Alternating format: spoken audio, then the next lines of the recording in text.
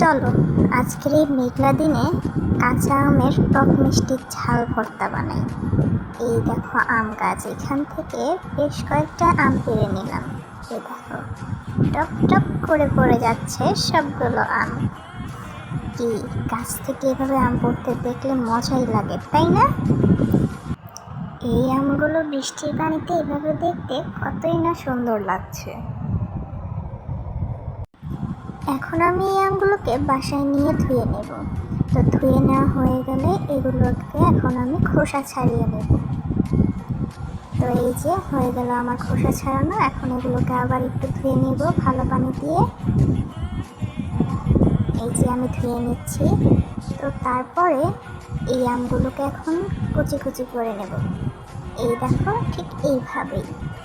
তারপরে এখানে একটা শুকনো মরিচ, দুটো কাঁচা লঙ্কা আর মরিচের গুঁড়া দিব। শুকনো মরিচ আর কাঁচা লঙ্কা এগুলোকে কুচি কুচি করে দিয়ে নিলাম। এখন আমি দেব লবণ।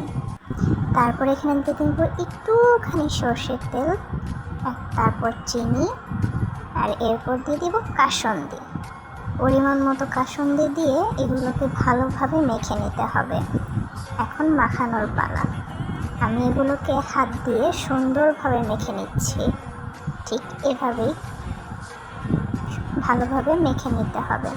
কত যে মজা হয়েছিল এই টক মিষ্টি ঝালের কাঁচা আমের ভর্তা। আপনারাও বানিয়ে নিতে পারেন ঠিক আমার মতো করেই।